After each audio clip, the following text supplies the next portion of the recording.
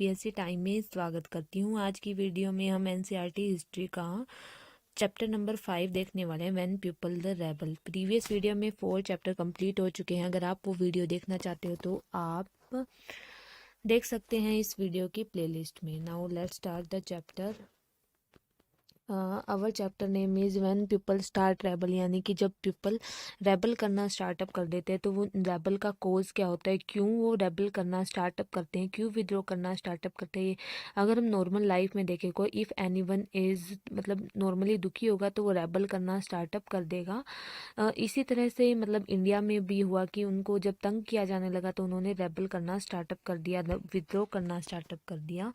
जैसे कि नवाब loss their power, जब वो नवाबों को मतलब अपनी पावर लॉस करने लगे, power erode, lots of honour, no freedom, revenue territory were taken, Jhansi were taken, वो Peshwa Bajirao to Awadh, end of Mughal dynasty. मतलब मुगल डायनेस्टी का एंड कैसे स्टार्टअप हुआ कि जो वो थे ना, क्या बोलते हैं कि जो बहादुर शाह जफर थे उनको कहा गया कि आप लास्ट रूलर हो और जो आपके बेटे वगैरह होंगे उनको प्रिंस का दर्जा दे दिया जाएगा, लेकिन आप अब रूल नहीं कर सकते। इस वजह से क्या हुआ कि नवाब अपनी पावर को लॉस करने लगे और कॉज बना कि ये रेबल करेंगे। The peasant and the sepoy, मतलब अलग अलग तरह के हर एक तबके के लोगों को क्या हुआ कि मतलब उनको तंग किया जाने लगा और रेबल करने लगे। कैसे सिपोही को किया आगे गया था, पीजेंट एंड जमींदार हाई टैक्सेस रिजिड मेथड। मतलब क्या हुआ था कि उनसे पीजेंट और जमींदार से क्या हुआ कि हाई टैक्सेस लेने लगे, रिजिड मेथड यूज करने लगे, फेल टू पे लोन दोज टेयर लैंड।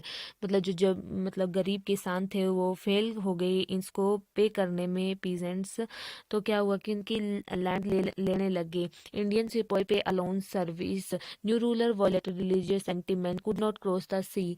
मतलब रिलीजियस सेंटिमेंट ऑल्सो वॉयलेटेड, यानी कि जो वो उनके हथियार थे, वेपन्स थे, उनके ऊपर क्या हुआ कि ऑयल लगाया जाने लगा, जैसे कि काऊ का और पिग्स का।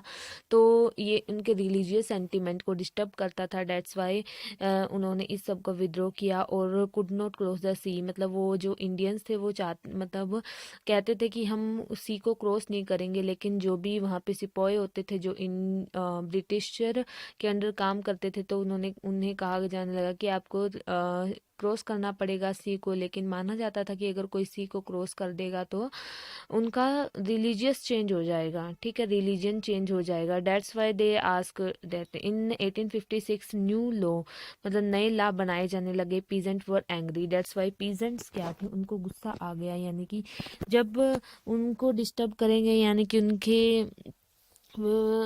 जैसे कि उनके रूल्स राइट्स उनको नहीं दिए जाएंगे तो वो अपने आप ही एंग्री होंगे, और एंग्री होंगे तो डिस्टर्ब होंगे और रेबल का कॉज बनेगा।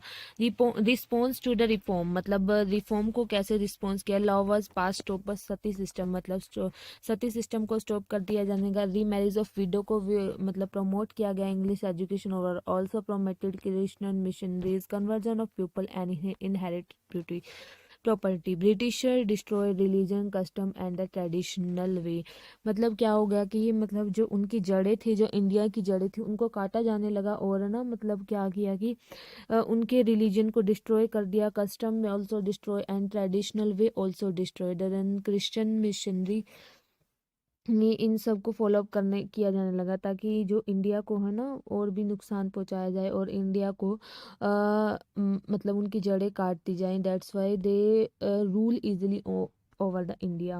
Then through the eye of the people, then how can people thought that a mutiny become a popular rebellion, यानी कि mutiny एक popular rebellion बना, जैसे कि कारतूसों के ऊपर गाय और भैंस का ग्रीस लगा दिया था। That's why the mutiny become a popular rebellion. Common enemy also exist there. Need to organize community initiative. After 100 years, company faced massive rebellion. May 1857 was the starting of a rebellion. सिपोही mutinies beginning in Meerut, मतलब कहाँ शुरू हुई, मीरठ में शुरू हुई। Biggest arm resistance, वहाँ पे बहुत रेजिस्टेंस हुआ, जैसे कि हंसले वगैरह का भी यूज़ हुआ, ठीक है। After that through the eyes of the people, then people क्या सोचते थे इस सब के बारे में देखते हैं। उसके बाद क्या हुआ कि from Meerut to Delhi 29 March 1857 Mangal Pandey hang to the death attacking his officer in Barrackpore. मतलब जो इनके ऑफिसर थे, ब्रिटिशर ऑफिसर थे, उनको उनके ऊपर अटैक कर दिया था मंगल पांडे में, और इस वजह से 29 मार्च 1857 को उन्हें फांसी दे दी गई। Regiment at Meerut refuse to do army drill. मतलब मीरठ में आर्मी ड्रिल को करने से मना कर दिया था। 85 सिपाही को डिमिस्ड कर दिया, निकाल दिया गया सर्विस थे, और 10 साल की जेल का सजा सुनाई गई। 10 में soldier march to the jail in Meerut release the sipahi. Soldier ने मार्च की जेल में 10 मई को, और मतलब कहा गया कि सिपाही को रिलीज कर दिया जाए। Attack killed britisher officer. मतलब बहुत सारे अटैक किए गए, और जो ब्रिटिश ऑफिसर था उसको मार दिया गया। कैप्चर गन्स एंड एम्यूनिशन, और वहाँ से गन्स और हथियार उठा लिए गए। वॉर ऑन फिरंगीज, और फिरंगीज के ऊपर क्या किया गया, वॉर किया गया। सिपाही रीच टू दिल्ली, और ये रेबल हो रहा था तो क्या हुआ कि सिपाही दिल्ली पहुंच गए। British officer were killed, British officer को मार दिया गया। Bahadur Shah as there leader. मतलब क्या हुआ कि बहादुर शाह को बोला जा रहा था कि आप लास्ट एम्पायर हो, उसके बाद जो ब्रिटिशर हैं वही रूलर करेंगे, आपको गद्दी पर नहीं बिठाया जाएगा, और जो उनके बेटे थे उनको प्रिंस का दर्जा दे दिया जाएगा, लेकिन रूलिंग ब्रिटिशर्स ही करेंगे। That's why the Bahadur Shah at last of his age, उन्होंने क्या किया, एक अच्छा स्टेप लिया बहादुर शाह ने लीडर की तरह। और बोला भी जा सकता है कि वो 1857 के रिवोल्ट का स्टार्टअप का रीजन बने। He wrote letter to the all Indian ruler. मतलब ऑल इंडियन रूलर को लेटर लिखा ताकि क्या किया जा सके, रेबल को और भी बढ़ाया जा सके और हेल्प ली जा सके। The rebellion spread up. जो रेबल था वो स्प्रेड अप हो गया धीरे धीरे। जैसे रूलर्स को लेटर लिखना टाउन टू विलेज। नाना साहब ने कानपुर में काम किया, ब्रिजेश स्क्वाडर ने लखनऊ में, Rani Lakshmibai this do in Jhansi, British were defeated in a battle and the new leaders also rise up via this rebellion. Okay, company fight back. जो कंपनी ने अपनी फाइट्स को बैक ले लिया, और री इन्फोर्समेंट ऑफ न्यू रूल्स। मतलब नए रूल्स का री इन्फोर्समेंट हुआ इंग्लैंड में। New laws. Delhi capture, Delhi को भी कैप्चर कर लिया गया। Mughal emperor life imprisonment. जो जैसे कि वो नहीं थे बहादुर शाह जफर, उनको रंगून भेज दिया और वहाँ पे उन्हें जेल में रखा गया। Rani of Jhansi was killed. Reward for the loyal land holder, यानी कि उनको नए नए लालच दिए जाने लगे, और जो इनके लालच में फंस गए इंडियन लोग, उनको मतलब थोड़ी सी लैंड दे दी, और जो जिन्होंने नहीं किया, इनकी मतलब इनका विरोध किया, उन्हें इन्होंने जेल में डाल दिया। लेकिन कुछ एक बचे थे जो इनका विरोध कर रहे थे। Aftermath new act 1858 of the power of crown. मतलब 1850 में आफ्टर द रेबल 1857 की क्रांति के बाद क्या हुआ कि shift of the power to the crown. जो पावर थी वो क्राउन को दे दी गई। टाइटल ऑफ वॉइसरॉय, यानी गवर्नर से वॉइसरॉय का टाइटल दिया जाने लगा। Territory would not be annexed in a future. जो टेरिटरी थी फ्यूचर में एनेक्स्ड नहीं होती थी। Proportion of Indian soldier in army would be reduce. जो इंडियन आर्मी का जो प्रोपोर्शन था वो कम कर दिया गया, तो ये सोच के कि कहीं ये दोबारा रेबल ना कर दे इंडियन लोग और उन्हें लॉस ना हो जाए। Land property of Muslim confiscated. Respect the custom of India.